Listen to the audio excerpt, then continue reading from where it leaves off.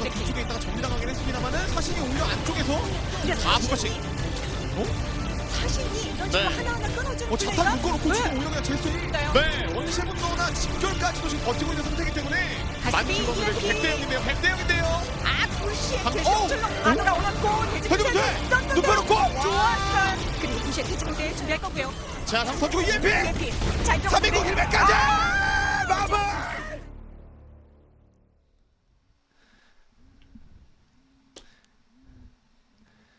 Welcome everyone. The summer showdown may be over, but the race for the Countdown Cup is on here in the APAC region. ZP here with Wolf tonight, and Wolf, we're doing it again.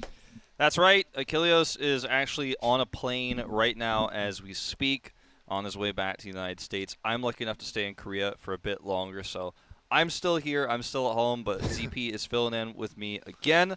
Every time Seth steps away, ZP's here for the rescue cast, and I really enjoyed casting with you last time, so I'm excited for tonight as well. Yeah, it was a blast. There's not too many people that ruined my sleep schedule over, but Wolf, you're one of the lucky few. But now, let's kind of catch up on what the standings are here in the APAC region, and there's winners, Wolf, and there's losers.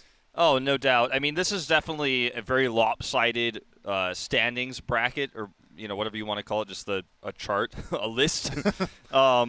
Where Shanghai is way up there at the top, 20-2, and you have at the bottom Hunters at 4-14. You have more teams in the negative than you have in the positive, but even in the top three, it's very top-heavy with New York Excelsior and the Dragons. So we'll see if some of these middling teams, the Spitfire, the Dynasty, and the Spark can bounce back. But, I mean, right now I think even the Hunters have kind of given up hope. They're publicly looking for a new coach. I think they're thinking about 2021. Yeah, I mean, normally I'd say never count out the Hunters, especially in any given match, but it's starting to get to that point where it's been tough. But we'll put that to the side and look at our first matchup of the day. It's going to be the Spark taking on the Dynasty, and taking a look at the Spark starting roster, I mean, Wolf, this is a team that has shown flashes of brilliance from time to time over the course of the season, but you look at the overall win-loss record, they have not put it together consistently over the course of the season. Yeah, I mean, Architect joining the roster was a huge boon for the Spark, and it definitely made them look a lot stronger once he came in with QOQ, and they were also rotating Mika in quite a bit, and they were finding some success with that. He's not in the starting lineup right now, but, Architect here, it's a great meta to be a Genji main in. He's not a Genji main per se, but it's one of his strongest heroes, one of the heroes he got famous on. And he's dueling against Prophet tonight. If we go over to the Seoul Dynasty side of things, the Seoul Dynasty roster has Prophet, Fitz, Marvel, Michelle is in, so I'm excited to see that. I think that's something that Seoul should be experimenting with a lot more. And Slime is in with Badoshin, but Prophet had a pretty rough and mediocre start to the season, especially through the Echo meta. But I feel like on Genji, he's bouncing back a little bit. So that's the matchup we really need to hone in on here is Architect versus Prophet. Yeah, especially with Genji coming back to play. I mean, it's been something that's been reviving the careers of players across the Overwatch League, and in some cases, making certain players coming into the league a lot more impactful when you look at what Sparkle has been able to do with the Paris Eternals. So, of course, this is the very beginning of a new meta. We have a new hero pool, so things are a little bit in flux, and just because you saw something go down a certain way in North America earlier in the day doesn't mean it'll be the same in APAC, and in fact, the very first week of play, Wolf, sometimes we see big differences between the regions. Yeah, and sometimes that, the paths kind of fork away from each other at the beginning of a meta or a period of time and then kind of link back together at the end. Because we do have hero pools again, that's something that will, obviously change how this Countdown Cup season progresses. But yeah, this week is pretty unique because Genji is still very relevant, still very meta, but Ana is not in the pool, so Nanoblades are not a thing, and Genji is still pretty prevalent in North America. We'll see how Asia looks at the situation. Yeah, and I mean, the interesting part about that is that in previous metas, you would look at that sort of the death of Genji, right? Where Genji wasn't getting played a whole lot anyways, and you go, well, there's no Nano. We're not going to play this guy anymore. But you even saw in the last Summer Showdown that teams were running compositions willingly where they could have run Ana, but they decided, no, we actually don't need to. We'll find other ways to support our Genji, keep him healthy in the battle. So the fact that Ana is around, doesn't necessarily mean that teams still won't be going for Genji more often. Yeah, I mean, you're definitely right about I mean, Genji is such a powerful hero in general. There's ways you can run Genji without, we still make Dragon Blade very impactful without Ana, like pocketing with a Mercy, which is pretty rare nowadays, but it was common in the past. where you can just build a blade really fast. You can obviously use Immortality Field to make sure that he can guarantee him that he'll land with the blade and survive for a few swings. But looks like from the outset here, we're not seeing exactly what these two teams want to run just yet. Spark's composition looks kind of insane. Yeah, so I don't know if that's really going to be what we see. Moira Lucio, though, on both sides here with Zarya styles coming out. It's going to be a big change here. Seoul wants to run Genji Sombra. And this is something I expect to see a little bit more of in North America. More of the rare comp. The Spark run the green Tracer and Godsby already striking. Puts Fitz in the ground, and that's a quick start for the Spark. Yeah, great start here, especially picking off the Sombra that early. Just means you can chase so hard as the Tracer. There's no Brigitte on the side of Seoul Dynasty, and his Architect is just able to slide in there, get some exit kills. It's a very fast cap here, and you know the Tracer, or excuse me, the Sombra, rather than the Tracer, the Sombra is so ultimate dependent. So Fitz really needs to get the backline and start getting that ult charge up. Yeah, and I mean, dying that early is not great, but okay. Going into this next fight, Seoul can pick up Godsby, who is playing pretty aggressively now. There's 6-on-5. He's going to give Fitz way more room to start building ult charge, and Marvel moving in, making a little bit of space. The key here for Seoul, though, is that they do have to bring the sword to the point. Looking back over, Spark, they're going to come back in here. We'll look for a little bit more delay. Seoul, got in. Marvel getting out. Cole from the back. Here from Dosen. The Spark right now just continue to delay. Really good plays from Bebe, holding that coalescence to the last possible second there. They're just trying to step on the point to stall. Architect's got a bomb here. Bebe is able to take down the slide. Around time in QOQ. Seoul now. Bit of trouble. Architect going for the pulse bomb. Down goes Michelle, and the Spark, slowly but surely, they take control of the fight, even after Seoul had the early edge. And the scary part here, too, ZP, is that IDK has a EMP counter available very soon. There's a tiny window where Fitz could hit before that barrier is ready, and that's best case scenario for Dynasty. They can hit the EMP, follow up with the Dragon Blade, and they've got a grab as well. Ult advantage definitely to the Dynasty for a few more seconds before IDK's barrier is online. I think the key for Seoul here is just don't spend too much, right? Where they have the tools they need to win the fight, assuming that they don't just get crazy shattered before it begins, but you have to win this efficiently here. Spark, meanwhile, rotating to the back of the point, just daring Seoul to head on over, trying to play around the EMP. Fitz finally dropped the EMP, and it's more that gets struck. Wuxue down immediately, and Seoul, they drop the barrier to be sure, and the one good part here for Seoul, well, they don't have to use the blade. Yep, IDK, and they Hangzhou Spark backed off, right? They contested the point, but they didn't actually stay on it. They weren't on heavy point presence because they're trying to wait for IDK's sound barrier. He actually got clipped by the EMP, though, so wasn't able to use it either way. They still hold it for a potential retake here, where they're going to have a lot of ultimates coming online, and Coalescence is especially going to be a huge one. They're going to try to trade against this blade, but really nice catch there by Fitz on that sound barrier. Otherwise, Spark might have been able to hold there. Marvel finds Godsby immediately, and that's great for Seoul, where Seoul, they want to be up on ult economy, and the best way to do that is you just get an uncontested pick-off. You deal with victory early, and what did Spark do here? Nothing. Yeah, exactly. And Marvel's doing such a great job at hounding Godsby down and putting so much pressure on him. He's been eliminated first in a lot of these fights. Now the grab's already here in the choke. Comes in, here comes Prophet, played out. Barrier comes in. On the Spark, and again, good team. They're looking a little bit drained. Yeah. You know, it's something that a lot of people might tell you is when Zarya is at low energy like that, but when everyone's grouped up in a choke, that's where you want to use it. They get to set up a free team fight win that way with the Dragon Blade. But yeah, resources are used. They still have Coalescence, but look at Hangzhou Spark. They're even swapping Godsby over to the Reaper, so he has more staying power. That lifesteal is going to make it so to outlast them in this fight, especially with the grab online here for QOQ. He's probably going to wait for a little bit of energy before he actually launches that one in their face. Nope, he drops it right away. The grab at top of QOQ sets up Godsby right there in the fall through, and this is just such a tough fight for the Dynasty, completely outgunned in ultimate power. And though they were able to take some of the previous fights, I mean, this is the danger of being so far behind early. Eventually, you have to win a fight like this, and it's quite difficult. Yeah, Shatters out just to guarantee a kill here, and I don't think Seoul really have any legs to stand on at this point. EMP's not even ready. The sad ending EMP there at the end. Looks flashy. It gets his EMP efficiency up on the stats board, but Not going to change anything otherwise. Just hearing end of round stats just reminds me of situations where I've seen divas go, no, I could stall on the payload, but I will receive an elimination, so I'm just going to go off to the side and pretend I tried the delay. I don't think that goes on often in the Overwatch League, but hey, I mean, stats are a thing. Sometimes players do worry about it. Now, EMP is the real big game-changing ultimate of the composition Seoul Dynasty is trying to run, and because Fitz was picked early in that very first team fight, he was always one EMP behind where he wanted to be, and that really throws a wrench into your ult economy tempo advantage that you're looking for with the comp that Seoul is running, versus where Hangzhou Spark has a lot more safety with the Tracer McCree. They can threaten the backline, but they can also counter the dive-ins coming through, and the flashbang is super useful at close range, but also he's got long range to chip away at those heroes that are trying to come in, like the Winston. There's the flashbang. Yeah, Gunsby played this differently. Before, he was a lot more aggro, looking for early pick. This time, he played back with his team, pushing Genji, so an adaptation here for the Spark, and it's working out pretty well for Godsby. Takes down 2.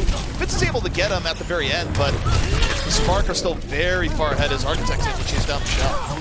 Yeah, the thing is, old McCree, before McCree's firing rate, a lot of other things about his kit were buffed. It'd be really hard to play McCree into this because you just kind of get blown up, and at range, you weren't really having the impact that a lot of other long-range heroes could have, and older metas, right? But now, McCree kind of chip away at a Winston who's trying to dive in, and also protect himself against those Genjis coming through, so he's a great counter hero against what Seoul's running right now. Speaking of Seoul, what they're running Fitz right now, still looking to build an EMP.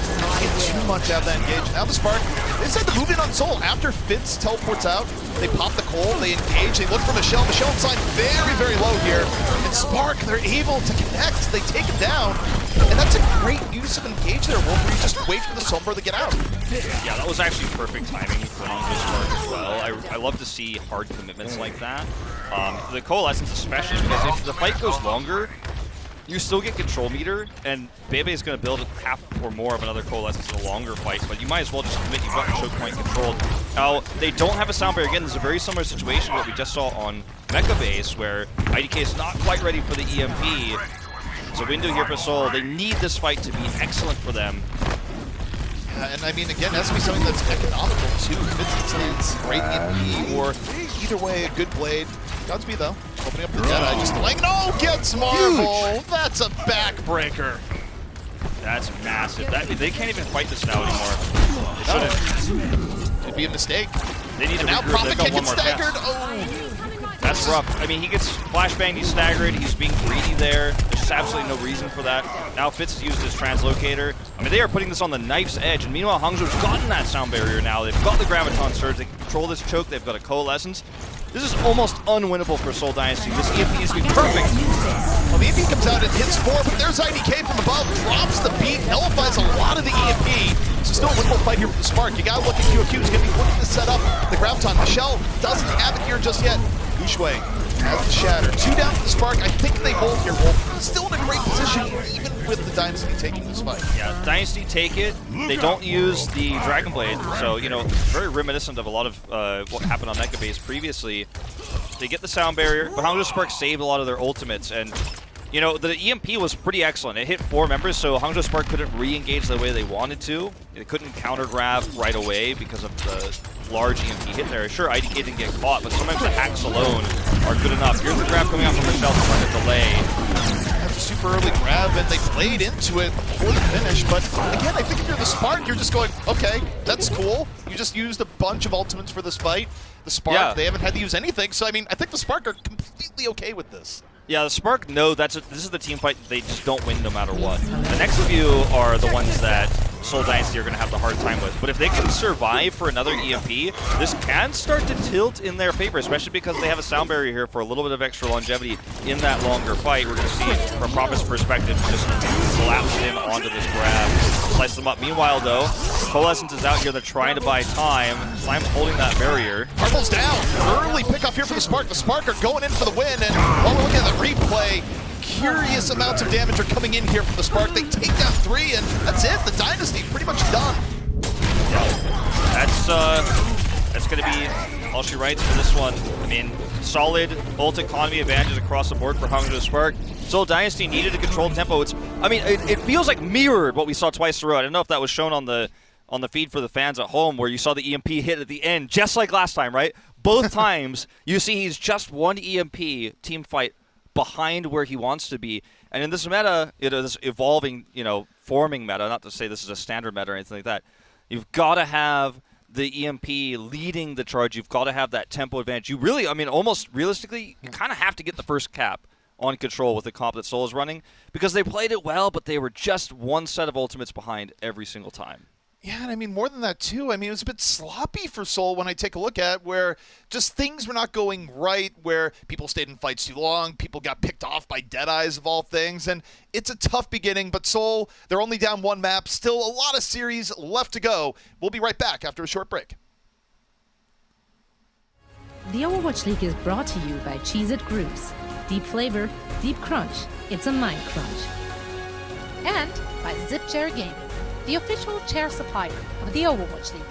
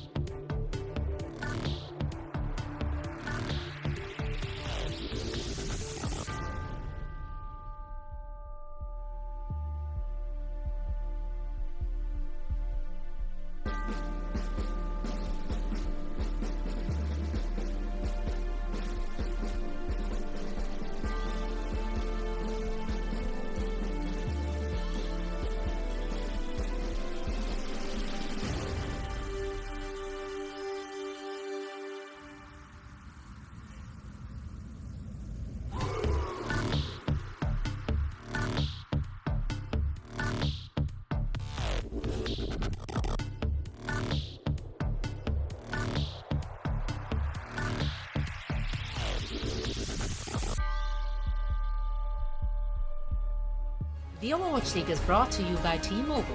Switch today and rank up to America's largest 5G network, T-Mobile. And by State Farm. For auto, home, or renters insurance, like a good neighbor, State Farm is there. The Spark looking composed and collected against a Dynasty team that, frankly, looked a little bit sloppy back on map 1. And Wolf, we're talking a little bit during the break, but I go back and replay the events of that last fight in my mind where you have a player getting picked off by Deadeye, and then on top of that, you have Prophet just kind of lingering there, where it'd be one thing if Prophet was trying to build up Dragon Blade, but no, Prophet just kind of hung out there, got staggered even more, and this is just really almost uncharacteristic of Seoul when they're at their best. Yeah, it's strange because it's a great meta for Seoul too, and I like the Sombra composition overall, but the execution is a little bit weak. You can't be getting picked first in these team fights if you're Fitz consistently because you need that EMP. Now, as we head into Anubis, I don't know if they'll be running this again because I think this is a map where you kind of have to play the Ashe, or at least some sort of long-range hit scan, Ashe being the most popular at the moment, obviously, and obviously available. Widowmaker is not, so it kind of narrows it down a little bit. I don't know about how the rest of the series is going to go. I don't know if that first map will be indicative of the whole thing because we do have to talk about the ult economy and the tempo of how the composition that Seoul Dynasty was playing didn't get to work the way it's supposed to. But it looks like they want to run a Junkrat defense here. This is pretty common against Genji comps on Anubis. Not usually with Mercy, but it can be quite strong. And Mercy's going to be really mobile between both sides here. Fitz is going to be on one angle, Prophet's probably on the other. Then you've got Badoshin on the side, probably on the left side, as in Yada, where he's kind of going up right now.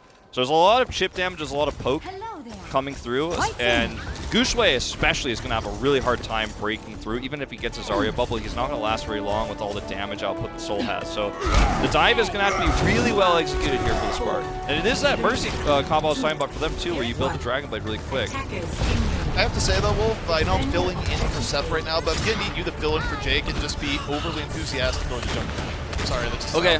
I'm very excited about the Junkrat! Thank you. I'm going to pretend you have years of professional experience playing it too, as I lob you questions. It's going to be great. We do have Architect here in the Genji, and I mean, that's being runs afoul of Prophet. Prophet already in position here in the Junkrat. The Resurrection does come in though, so the Spark have an opportunity to keep the pressure up. That was crazy too, they nearly got the pick there onto Badoshin with that res. That would have been a massive tempo swing for this fight, but instead it's going to have to be kind of a reset here for the Hangzhou Spark.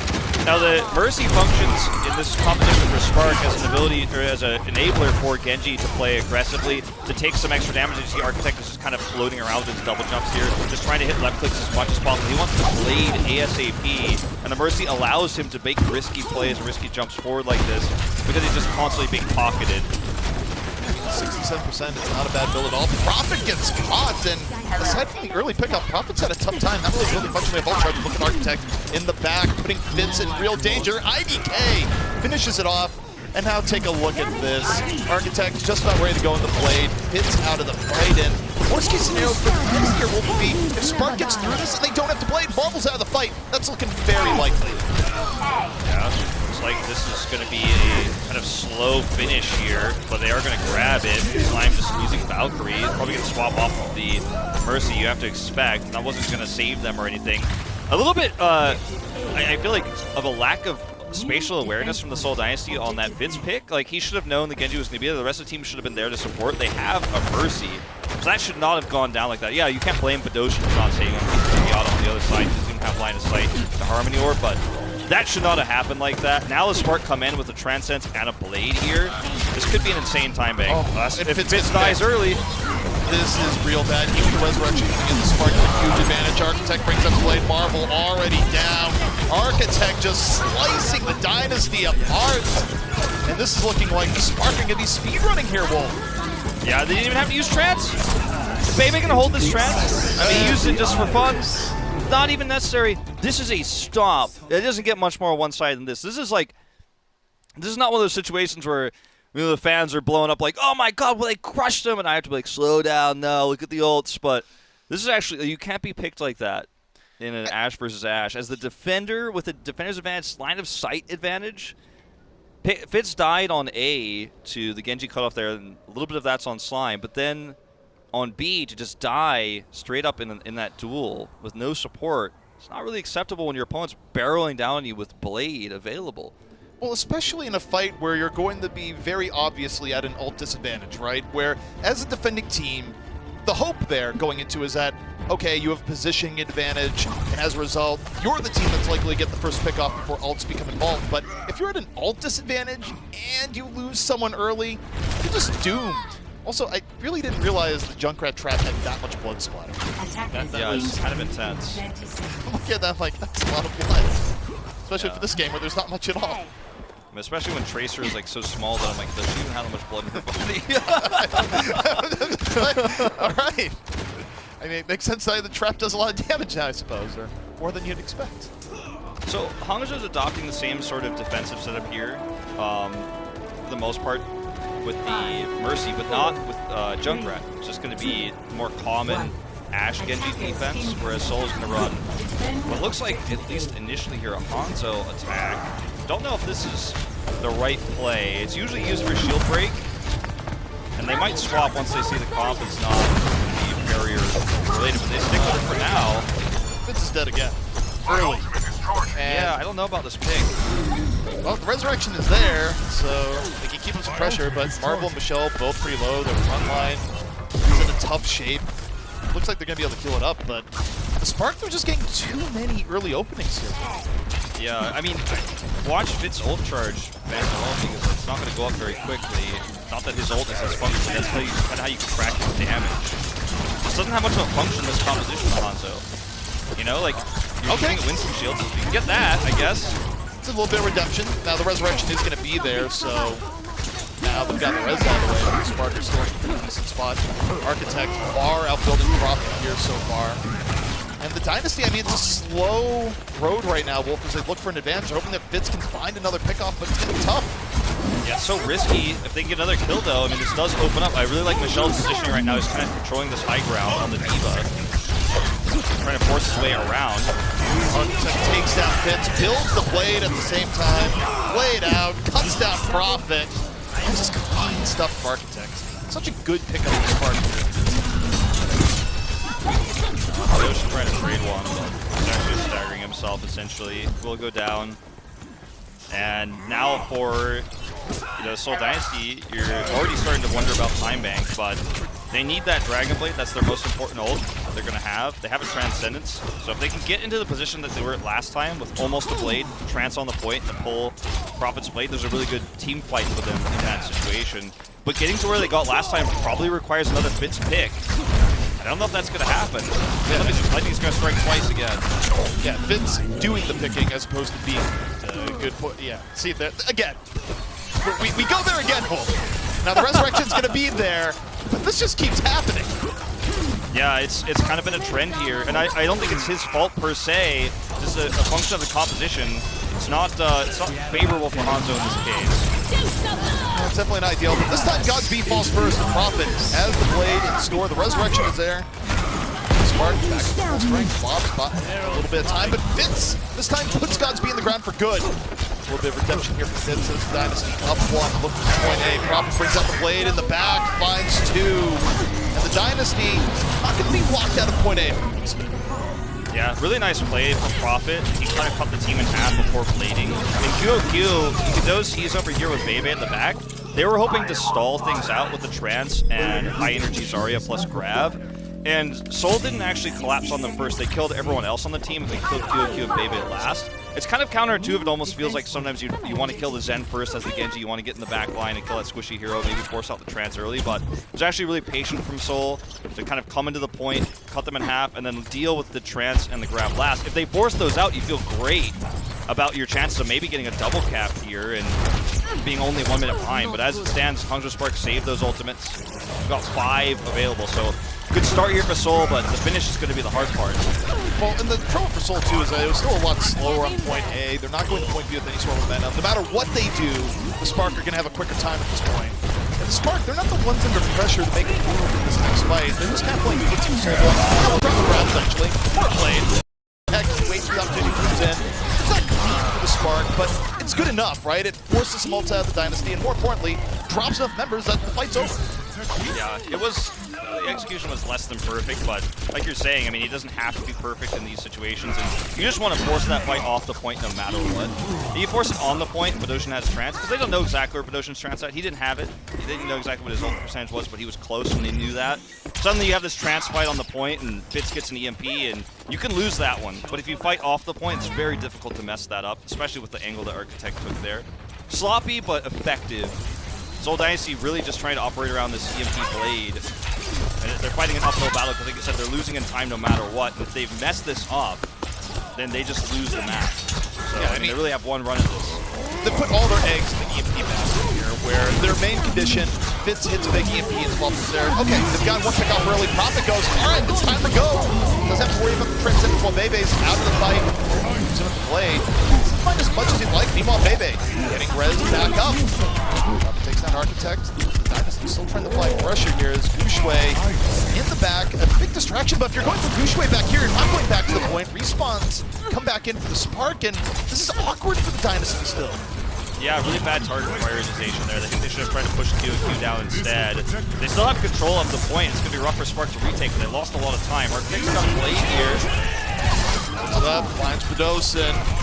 One down already. Much bigger for the defenders. Architect takes down Simon, picks supports out of the fight. That's pretty much going to be it for this fight for the Dynasty. Yeah, there's just no way they have any staying power here. And Marvel's going to have his ultimate, but I don't think he wants to use it. He dies first. mean, their only hope for Dynasty to swing that fight around would just be flawlessly taking everyone down before they took any damage. I mean, you lose 2 healers, it's pretty much done. Yeah, they're going to swap it up. The Diva's not working anymore, and I think this is something that probably should have considered doing a while back, especially when you're running the Sombra like this. Just because of ult economy alone, you need to have those grabs, you need to have the bubbles for Marvel. He's not going to be, like, Diva can't offer as much against a comp like what Hangzhou Spark are running. If it's just looking for a backline pick, he's not even looking for EMP charge, he wants this kill. Ooh, it's a nice coordination there. They take down Bebe with the hack into Marvel diving in. Remember, the Dynasty, they need to take this point with time remaining on the clock, so a little under 40 seconds really left remaining. IDK falls. We'll see if the Dynasty can do it, but Architect takes down 2 in the back. Architect, again, cutting the Dynasty's legs out from under them. It's down, but Architect still here, slicing through. One more slice from Zarya, can't quite find it just yet. The Dynasty keeping the pressure up, but Marvel's down. Gushue, Rez back up, and there's not enough presence left here for the Dynasty. Yeah, that was actually insane support that he got too from Bebe and IDK to stay alive that long. QOQ also giving a little bit of help there with the D-Matrix, but looks like this is going to be a big fat L, unfortunately, for the Seoul Dynasty. There's just no way to even contest the point. Yeah, and now they're forced all the way back. I mean, someone is there for overtime, it's not going to be long. Okay, they have someone for overtime. But the Spark, they're able to pull everyone back. Marvel's out of it. Surely, this isn't anything that leads to something. It's not. And the Spark go up 2-0 here in the series. Yeah, this is pretty dominant. I mean, this is not even, I can't even overstate, I think, how one-sided this has been overall. And there's a lot to talk about here, but I think we're going to save that for our upcoming break. Yeah, I think that is the best course of action here, where, of course, here, we're not only casting, we are the halftime desk. We're kind of everything. We're going to take a quick break. When we come back, that halftime analysis. Coca-Cola is the official refreshment of the Overwatch League.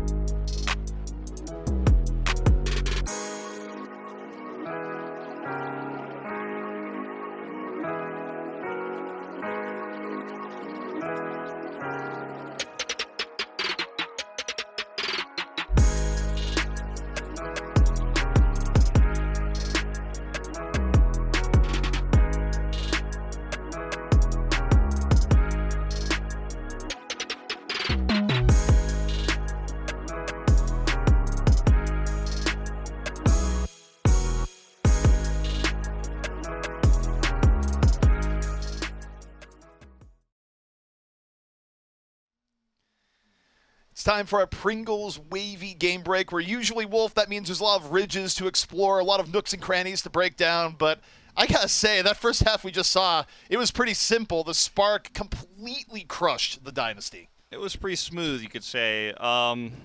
Seoul Dynasty, there's a lot of questions. You know, we have right now, Gesture's not in right. You've got Marvel on main tank, but he's not playing a shield tank. He's playing Winston majority of the time. So question mark there.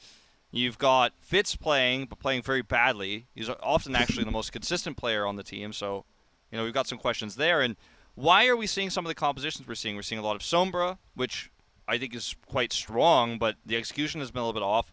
We're seeing D.Va, which again gives you a little bit more verticality than a Zarya can, but it weakens your Winston when you're already playing with a fairly weak Winston player. There's some questions here about what Seoul's doing, and it might just be that they have the wrong read on the meta. It's their first match of this new tournament, but it's not starting off on the right foot. Definitely not, but well, if it's time to ask you even more questions, that's right. It's Pringles Wavy crunch time, and all right, what Spark player are you going to pick? Because it can't be a Dynasty play. I mean, if I wanted to narrow it down to one play, that'd be very difficult to do.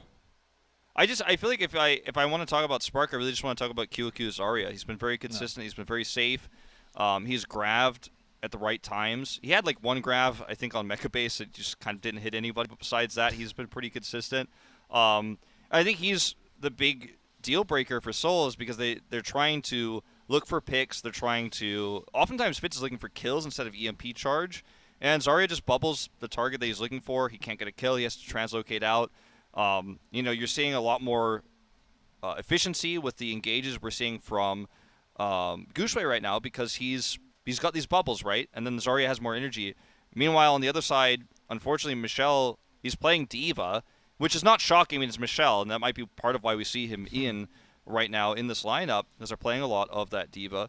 But it's not working as well. Seoul Dynasty's running the Hangzhou, for example, which I thought just didn't have any place in that composition whatsoever. He got one kill, but then you could see like the long term is not great for Hangzhou. I'm just kind of at a loss for Seoul Dynasty's grasp on the meta. But I'm also a little bit worried about their coordination and their communication because sometimes these team fights are going poorly for them, but they're not communicating where, for example, McCree is. We saw the Deadeye get that kill onto Marvel. That should never happen. We saw Fitz get cut off on the backline as he was trying to return his Ashe. Nobody saved him. Nobody healed him. He should have known the Genji was going to be there. There's a lot going wrong here for Seoul, and it's a little bit disappointing. Yeah, and I think the real heartbreaker here for Seoul is that normally, if you're making some mistakes, it's fine if the other team is also making mistakes, right? Like we saw that earlier today in North America when we saw the Fuel play the Outlaws, where, let's face it, those teams never play each other super well, but it's always like sloppy, goes to the end. The problem that the Dynasty has here is that the Dynasty, they're not playing well. The Spark, meanwhile, they're not really making mistakes, and as a result, that has led us to our 2-0 halftime. But you know what? Reverse sweeps, they do happen often in Overwatch. The Dynasty, they're not out of it just yet. Can they mount a comeback? We'll find out right after this. The Overwatch League is brought to you by Pringles Wavy. Big crunch, big flavor.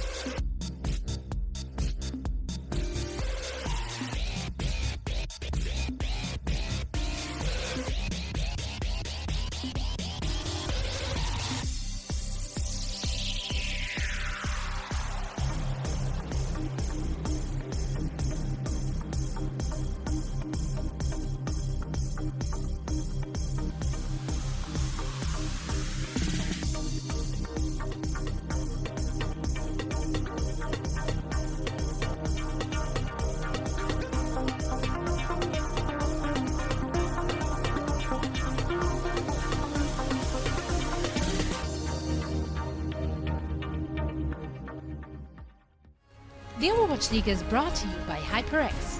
Unleash your style, unleash your fury with HyperX Fury Memory. And by Coca-Cola, the official refreshment of the Overwatch League.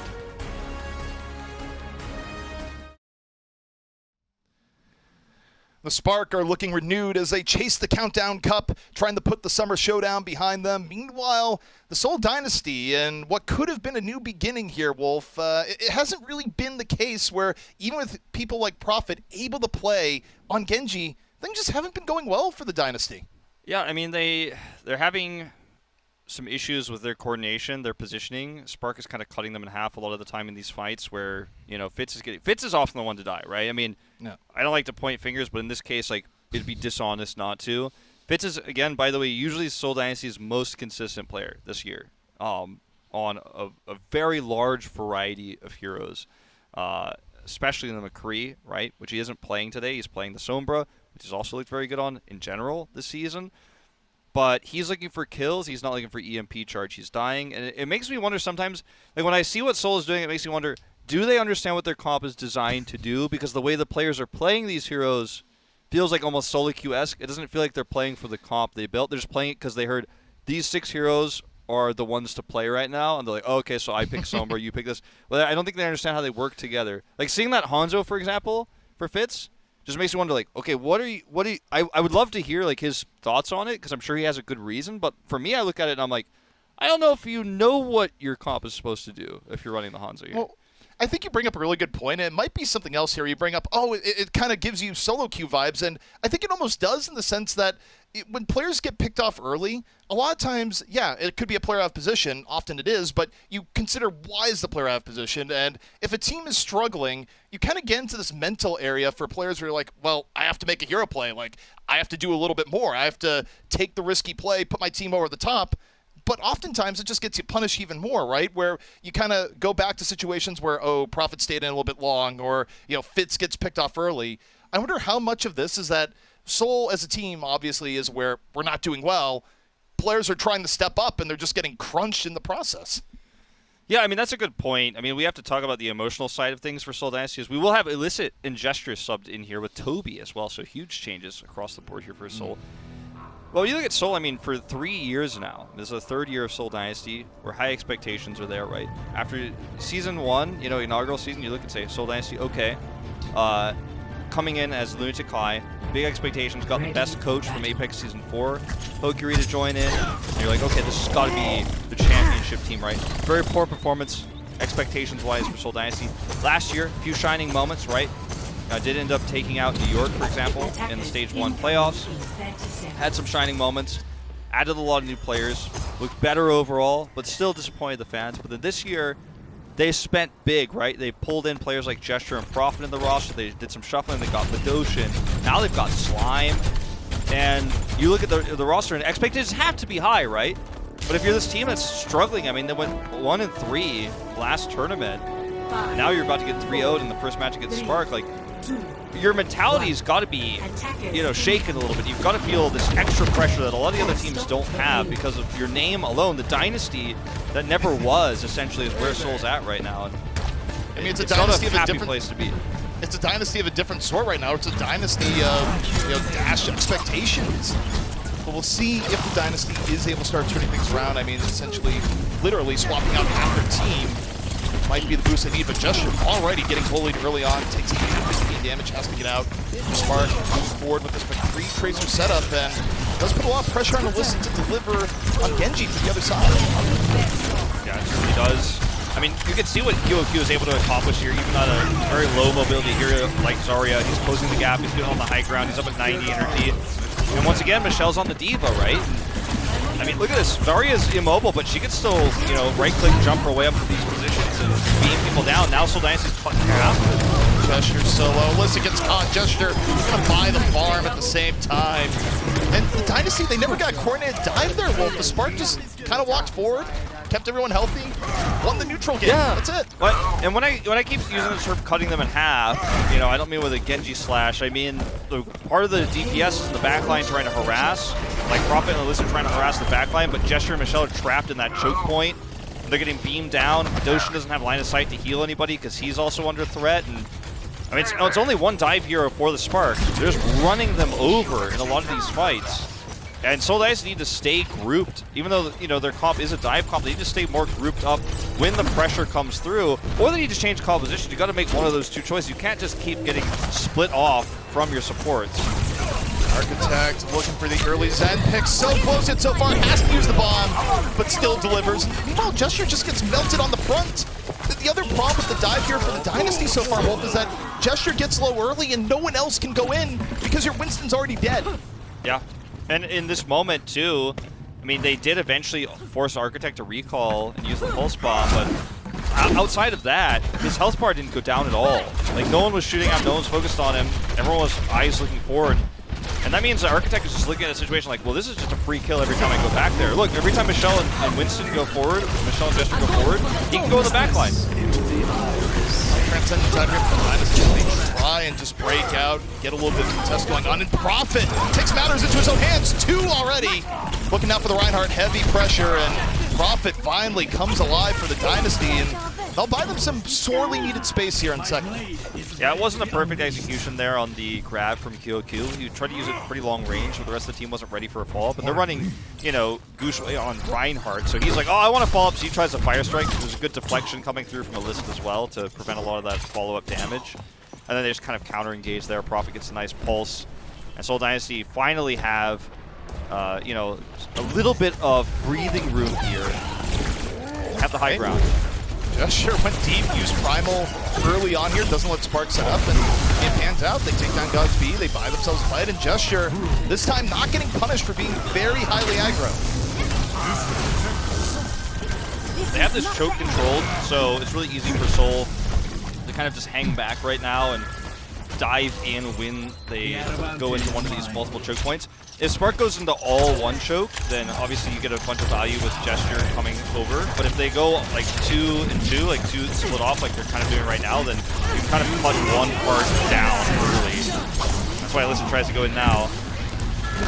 Early though, I don't think there was a setup for it. I mean, Gesture was still a little bit away when he went in, and I mean, I just think there was miscommunication there for the Dynasty, and now the Spark, they get to regroup, the plans along on, they move on in. Michelle trying to keep it in motion. IDK already taken down early, and the bomb from Michelle buys the Dynasty a lot of space here. You don't always need eliminations from it. Yeah, exactly. It helps them regain this position where they can kind of rain from above all this extra damage. You can see Spark kind of trying to regroup, but they're cut into several different pieces. Now they finally get onto the card. Back up, the Dynasty still in full 6, but no can get dropped the Transcendence here. The Spark in danger. Earth Shatter comes in from Gushway, but the problem is Spark's been so wounded that the Falter's not going to be there, Wolf. And the Dynasty in a pretty decent spot so far as they don't get C9. Well, this is the first real challenge, arguably, that Hunters had all series long, right? Where on Anubis, it was just kind of smooth sailing across the board on Control. They had ult economy advantages the whole time. This is the first rough patch of water they had to sail through. This choke point, which is so easily defensible, even with a dive comp like what Seoul's running. And some of the glaring issues we've seen from Hangzhou all season start to show, right? Like ult economy problems, these dysfunctional engages. Let's see if they can make something of this Graviton Surge. Not the easiest point. Yeah, they get to the point itself though, so that makes it a lot easier.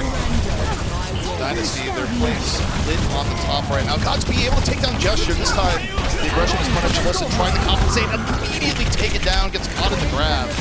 And the Spark, this time they play it well. They wait to punish Gesture. The blade is forced, and they're going to get point B. But a lot of time was burned off the clock there by Seoul and got him back in the game. Yeah, it's definitely not the pace that they wanted, but they were able to just take that straight up on the cart engagement, because every other fight they were having with, you know, a Reinhardt, for example, Reinhardt and Zarya together, it's just, you're going to struggle against high ground poke, especially when there's a Diva and a Winston on the other side. But they just got to the cart and got to fight on their terms, got to use that Graviton Surge the way they wanted. Now they've got some kind of counter dive here with the Death Blossom, quite potent against those high health pool heroes. Oh, they go in from behind immediately in the God's Beast Death Blossom. Kind of get rejected. Prophet was looking for the pulse bomb, didn't find the opportunity. And now the Spark just like cleanup duty here in the Dynasty. They have to get out, they have to reset. And they have to be careful that the Spark don't finish with a good amount of time left, because that's a tough fight to lose. Yeah, this is a tough fight to lose. I mean, especially when you're up against a Reaper Because now the Reaper's on the cart where he wants to be, doesn't have to close the gap anymore. You have to come to the Reaper, which is exactly what Reaper wants. Reaper's immobile. We're going to try to bomb this. Early bomb. Least forces the Spark into the corner. Now the Dynasty have to work. Proper pulse bomb. Does not get anything. Guangzhou, meanwhile, just drops a shadow on Gesture. Takes down his main tank counterpart. Michelle eating a ton of focus fire right after. I don't think Michelle's getting away. No, chased on down by Godspeed. And now the good line for the Dynasty. It's gone. The Spark are totally healthy. This is going to be a decent time for Route 66. Yeah, I think they just finish it right here. The sound barrier just to help close it out. Gesture is just going to get focused down so hard by the Reaper. Gesture's out of it. So Dynasty, they're going to try and stall. I mean, look, they can stall for another 20 seconds. It doesn't happen. Even 46 seconds left of Route 66 is tough. It's not a map that's always completed. Yeah, it's definitely not because of the really hard points to break that, you know, you were talking about the one on B where it's hard to get a Zarya grab off there. It's hard to just walk out of those chokes in general against almost any type of composition, you know? Whether it's even a sniper composition, it's hard to get out of there. You dive, in this case, hard to break out. And then when you get to see if the strongest point is when they have to go around the corner and you have long-range hit scan, for example, they could have swapped to, and you have that kind of sightline under full control, and you can pick and poke away at anyone who comes forward. But unfortunately for Seoul Dynasty, they gave that up with a really awkwardly timed team fight loss, and you kind of called it out. You know, that's not where you want to end up losing a fight, because then they get to push towards C, and you have to take every fight on their terms. And when you're running a Reaper, it becomes extremely bad too. Like, nobody wants to hard engage onto Reaper, Zarya, Reinhardt. 3 heroes that have insane damage output at close range. If you have to come to them instead of poking them at a distance, you're going to lose that fight almost every time. Yeah, and I think the hard part there for Seoul, and I mean, they hit a groove there for a moment where things are going well, but I just look at this change-up they made where they put Gesture back into the lineup, and Gesture is so immensely aggressive, the first one in. And a lot of these fights, including that fight we just saw in the replay, Gesture goes in early and just gets blown up. So the way the Dynasty are playing this, if they're not completely in sync with Gesture, I mean, you can debate who's at fault, Gesture, the team, who knows, we're not comms, but if they're not in sync, they just lose fights really badly. And here's another one of those attempts. They have the Zarya this time. Michelle's finally going to run this hero, and that's going to empower Gesture's playstyle a lot more. So I'm glad we finally do see the Zarya come out here for Seoul. Let's hope the execution is good as well. I got my questions about this one. Gesture again, heavy focus fire, eats Discord Orb, barely able to get out. Dynasty keeping decent pushing power here though, so it's not too bad. Gesture going up again. Meanwhile, Prophet working on the back. You have to look at though for the Spark, Architect about 56% right now. Both teams putting up post getting low. Gesture, okay. Gesture's gonna go even deeper. This is kind of one of those higher risk, high reward situations, but so far, works out. They take down Bebe, and the dive stands out. But here's Architect, the Blade, looking to equalize here for the Spark, and not the worst for the defense, but they're still in a bit of trouble. Yeah, I mean, the regroup here for Seoul Dynasty is going to be very fast. They have Toby on Lucio, so you know he can help push everybody back to where they are, or where they need to be, rather. He actually doesn't even do it because they have so much control. He's just going to poke here instead.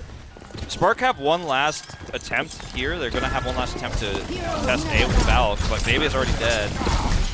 Yeah, I mean, now it's just going to be the Valkyrie. Hope for pick up, but Godspeed's down. It's 4v6. This is so tough if you're the Spark. Get the res off on Bebe, but Architect's out of play. Dynasty, this should be easy cleanup here. Regardless of how it goes down, it should be stalled for the Spark. Yeah, Guangzhou's able to get Toby, but the Dynasty are in good control here. Should be pointing. The composition for the Spark's a little bit weird, right? They're running the Zarya, but they're running it with Ashe, Genji, and then they've got IDK on Mercy. Several different types of composition kind of melded into one. And I think this really shows, like, compositionally is why Seoul Dynasty has so many problems before. Now they run a more meta comp, a comp that everyone's running, then suddenly they're just running away with it. It's like super easy for them, right? You can see that it's not just poor play from Seoul Dynasty. It's not huge mistakes from individual players overall. It was just compositional mishaps, I think, a lot of the time. And now they're running this comp. They look solid. Baron, this time they pick off Godspeed immediately. Gesture gets the support he needs. Prophet though, caught by Architect, 5-on-5. So winnable here from Spark to get the res and make it 6-on-5. And Gesture right now, Primal, really gone soon, but a little bit of distraction. Wrapped on Q, and Danger gets Goomba stopped by Gesture. But Architect built a blade off at the other end, taken down by the counter blade, courtesy of Illicit. Illicit getting in there. And Dynasty keeping up the pressure. Illicit dangerously low, but still alive. Yeah, I mean, this is still a really good Seoul Dynasty. Hangzhou Spark need to accomplish a lot more, and they can't be throwing ults in like that if they're not going to win these fights. Ooh, the trance as well here. I don't know about that. Profit ends up falling from it though. Okay, Gunsby out of the fight again. Gunsby just keeps getting dove on here, Wolf, over and over again. And it's why the Dynasty now starting to get good momentum. They're supporting Gesture better. They're getting early pickoffs, and Godspeed's had enough. He swaps to Sombra. Yeah, I mean, look, Bebe trances early because he wants to contest the point. So he's like, if I don't trance now, we just have to give this up. The problem is if you trance there that early, then Michelle just grabs you. You get a free team fight win. It's arguably a better trade for Seoul Dynasty because they're going to have another blade, they're going to have a coalesce. They're not playing around trance so much, so they don't actually mind to trade like that. And I think right now, if you're Seoul, you're like, okay, we're finally taking control of this map. We're taking control of the first map we've had of these three so far. They have high ground control here. Everything's going their way. Yeah, Seoul's in a great spot. Over 4 minutes left. Point C. I mean, that's blazingly quick. It's close to world record speed, but okay. Listen, even taking it out. That's going to hurt that a bit. Not be finding more success on the Sombra. Not, first of all. Architect, I don't know if you want to let Architect live like this. 26 HP. This comes back to haunt you after he grabs health pack and head right back in. Yeah, Boucher having a primal here early. Gonna fade away. Seoul Dynasty is still in a really good spot here. I have to say, if Gesture primals, they can get a grab in a longer fight here. They've got Sound Barrier. This might be the fight to end it. Wouldn't be surprised if they commit. Looking for it because they let Architect live. Oh no. Grab gets nothing. Profit takes out Bebe. Architect gonna try and be the hero now, but this is a force blade. This is tough. Profit still down. Architect slicing around. 30 HP. Taken on out. Gesture just knocking people around. Back at spawn 3 for Gesture. And the Dynasty real close to saying an insane time here on Route 66. EMP is out here, but I don't know if the follow-up damage is going to be there. He just gets blown up instantly. They're trying to delay. Well, the D.Va gets back out here, so the delay is going to come in for just a little bit longer. Wins it on out. Spark have hit a decent rhythm here. People coming in for delay. I just wonder how long they're going to be able to keep it up. The Transcendence really helps here, Wolf. Yeah, it's going to buy at least 10 seconds extra. And it's going to give one more spawn to touch. But it looks like it is starting to be the beginning of the end here. QQ tries to wait till the last second, but even he comes in just a little bit too late. And it's 3 minutes plus. Well, I think we finally answered one of the big questions we had is, what's going on with Fitz? What's going on with these individual players? Why are they having so many problems? And I think, and we also were wondering what's up with some of the comps they're running. But I think now that we see them run the meta comp that seems to be meta, at least here in Asia, because Hangzhou's run it so consistently across all 3 maps. Seoul matches them, and then they just tear it up. Like, it's not even, it's not like what we were watching from them on the first 2 matches versus what we're seeing from them now. And I mean, Gesture's having a better time than Marvel too, but he's got a Zarya to back him up, so that's not even fair to say like, oh, I'm so glad they kicked Marvel out because Gesture's doing way better. Well, I mean, he has a Zarya. It's not even a fair comparison. Well, and he also didn't even have the Zarya the entire map, right? It just swapping for that round thing suddenly went a lot better.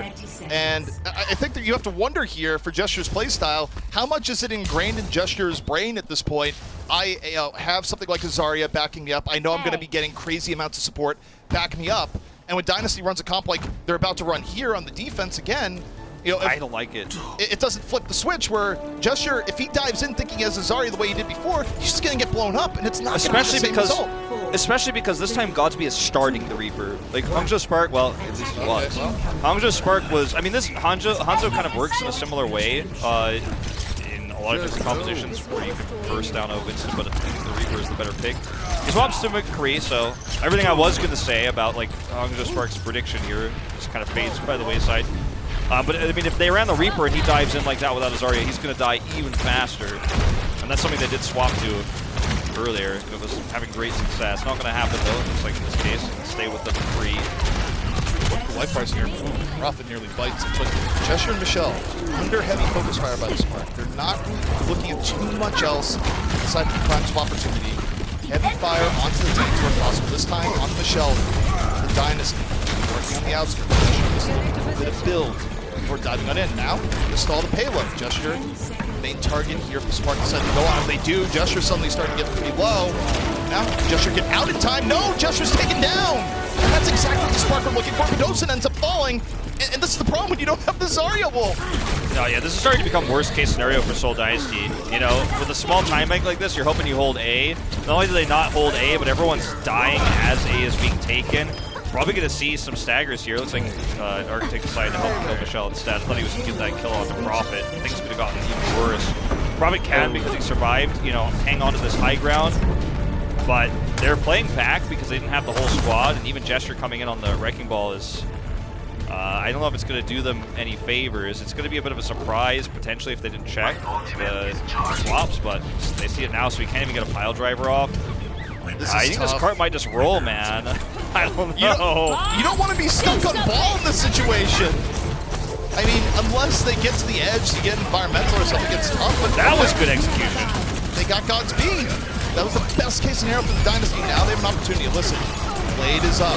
Just needs to wait out the cold, move in, does just that. Blade ready to go, take down IDK, and listen, ready to put this one away. Needs a little bit more. Oh, gets taken for a ride. It's not going to be enough, though. The Blade still does more than enough damage, and all right, the ball works out for Dynasty. I am shocked the ball worked that well, but the execution was perfect. Like, Gesture was able to get in, and even at like a low ceiling room like that, was able to hit the pile driver, you know, in that little archway. It's a pile driver, and instantly Illicit is ready with the perfect max range dash to go in and go do the Swift Strike combo. That was actually really nicely done. There's a world where, you know, Illicit isn't ready or the coordination isn't there, and you see Gesture come through and he just dies, and you're like, well, what? Well, yeah, it's kind of like, well, you were playing ball. What did you expect? Because the coordination that Seoul pulled off there, it is not easy to do, especially at the Overwatch League level, and especially when, I mean, that wasn't the plan, right? Where you go to ball in that situation where you go, oh, it's overtime, I need to get back to point. No one's excited to be, I'm really going on to ball now for this crazy adjustment. It's like, no, I'm going to make the best of the situation because I'm stuck on a hero I don't want to be on. But it works out, and it works out really well, and that's a credit to Seoul. Yeah, that's definitely turning a, you know, awkward situation into a great one. And that's good communication between Illicit and Gesture. This map in particular, even though it started off a little bit rocky for Seoul, is really giving me hope for them to potentially get that reverse sweep, because you could see these shining moments that we weren't seeing in the first two maps. We were wondering about coordination, we were wondering about comps. Put them on a good comp, coordination starts to show through, and you think, okay, I mean, this is the Seoul Dynasty I wanted to see. Prophet gonna swap. It's like both trying to go for basically essentially that Widowmaker pick. Widowmaker's banned, so they go for the Hangzhou arrow instead and swap. I don't hate the silver here per se. I mean, Seoul doesn't have to win many fights. They could win 2 EMP fights and that would be it. But it does mean Prophet is on Sombra, and it does almost make this more all-in than I would like. I mean, I guess we'll see if Prophet's able to find the EMPs, but for now, Spark just looking to buy some time. Yeah, you know, I kind of agree with you. I like it for if it works in best case scenario, but it does feel like an unnecessary risk. The Reaper pick is so smart. Yeah, and I mean, they even had the Zarya there for the backup, but still not enough. And I mean, part of it goes into this here is that the Sombra just isn't the same threat as Prophet would be on a different hero right now, where, yeah, Prophet's building, but until Prophet's ready to go, the Spark have way more pressure on the point right now, Wolf.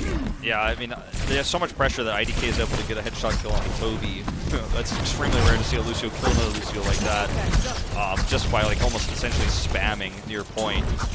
You can see even Illicit is not able to get out here and do the pressure he wants. Constantly has to retreat. Oh, this could be a big pulse. He's looking for it. Pulse Pop connects, takes down Illicit. Architect's patience paying off, and okay, Dynasty has a much bigger problem here, Wolf. Prophet's been on the Sombra a long time and is only at 62%. Yeah, it's a lack of map presence. You know, like you were saying, like they need to get out here and do more, but they're kind of trapped. Like Gesture's primaling basically in spawn, trying to survive. Now they can blade. The grab's out. Yeah, Illicit just stuck here. I mean, the barrier's going to keep him alive, but they'll just use a lot of resources to get out of spawn. I mean, yeah, they have a time bank advantage, or had, I should say, but that's gone now, Wolf. They're down to their final minute. Look at the ults at the top of the screen and look at the time bank in the card's position and be like, well, who started with a better time bank here, actually? I think the answer is the Hangzhou Spark. They have a Death Blossom, which isn't going to be easy to execute here. I don't think they should use it in this fight per se. I think this should just need to lose. Like, losing EP is fine. Okay, they're going to beat. They're going to try and win it. It's a good beat by IDK at that. Michelle goes for the grab. It's not a great grab. The ball isn't necessarily there. The Spark, they're fighting it back. And this is the worst case scenario for the Dynasty. They don't even get the EMP fight. Profit's going to have to swap. They have only 20 seconds left. Yeah, that was... I mean, the IDK barrier was really good, and Hangzhou Spark, I mean, they made a fool out of me. I mean, you were also saying you thought maybe they could just lose the EMP fight and look for a follow-up fight, but they committed. It went well. I think it surprised the Seoul Dynasty as much as it surprised us. They weren't able to take that. Oh, no. Architect got to the They back. still have Blossom. Yeah, Dynasty going to have to win this without the Moira, without the Zarya. They're not winning at all. The Spark put the Dynasty in the ground. That's a sweep with authority here, Wolf. Yeah, it really was. You know, I think a lot of it goes back to the Sombra pick, you know, that you were skeptical of and just did not get value. That didn't have the staying power on the point. This is just going to be a slow death here, but victory bells are already ringing for Hangzhou Spark, man. The results screen, the production is just waiting to press the button. Now, as I say this is the part where a caster, you just start getting a little bit of anxiety going, wait. The Spark, like, they took down everyone on the point. Surely, there's no craziness that's going to happen here, right? Right. Thank you, Spark. Thank you. Yeah, I mean, you and Achilles have different styles. Achilles would have casted every death until the very end, but, you know, you and I are just like, well, guys, like, let's just be real. And when it's a Wolf and ZP, we're just like, yeah. I mean, Seth makes it more exciting, but we make it more real, okay? Well, the thing, my view on that is that the excitement is real if they start bringing back a situation that is actually over. Then it's just like, what? That shouldn't be happening. But that was a very disappointing finish because I'd have to go back and watch it a few more times and like really look at like a wider view as to where Seoul Dynasty really lost control of the second fight, because the first fight they kind of got dominated. The second fight, Hangzhou even like overextended, it felt like, to get the kills. But then like Profit was, if you're Profit on Sombra, you're trying to get into the back line to EMP, but you're alone, so you're not accomplishing a whole lot. Well, meanwhile the rest of your team is losing the neutral fight outside of the main spawn, and I don't know. It was a really nice setup for Hangzhou Spark. I really like the Reaper pick. When you're seeing how aggressively they're diving and how Gesture plays Winston, the Reaper pick just feels like the perfect answer. I don't think we're going to see a lot of teams playing Reaper. I don't think Reaper's ever going to be meta in Asia, but in this particular scenario, it was a good call. Yeah. That does bring us to our Player of the Match presented by Xfinity. And Player of the Match, it's Architect, played super well. But if I could, I'd give it to pretty much the entirety of Spark. I mean, they played super well the whole way through. And, you know, Player of the Match, you know, let's put that to side for just a split second to go back and finish 1 point on top, is that I just don't think they had to go with the Sombra there at all. I mean, you think about it, they ran through Wolf. Like, they went through so incredibly quickly. How did you ever change that up? Yeah, running the D.Va on defense there was again quite puzzling. I think that it's tough when you're a player too, especially if your coach is telling you to run D.Va. Then your team kind of convinces you to run Zarya and it goes well, but you're still kind of like, do what coach said. I don't know exactly what happened here. I can't claim to know, but I don't want to blame Michelle or blame the players. It might have been a coaching decision to run the D.Va there instead, because not everyone has the exact same take on the meta. That's what makes these first days of a new tournament cycle like this so exciting with a new hero pool. But yeah, I don't know. All I could say is Seoul Dynasty really had a chance to bring that one back. I mean, I really felt like after that attack, I was like, okay, they've got a grasp now. They figured it out. Like, I think we might be in for a good series. That it all just fell flat. So, yeah, that's how it ends. The tone of voice there says, oh, it's like I was excited and then not. But also, I mean, I feel robbed, CP. Well, yeah, but that's also like how Seoul fans feel all the time. I didn't want to mention it because I feel like I'm cursing teams when I say it, but I looked as like, Seoul, you set such a good time, but that's also in the Seoul just idea of giving people tons of hope before ripping it away. They do it all the time, Wolf. They certainly do.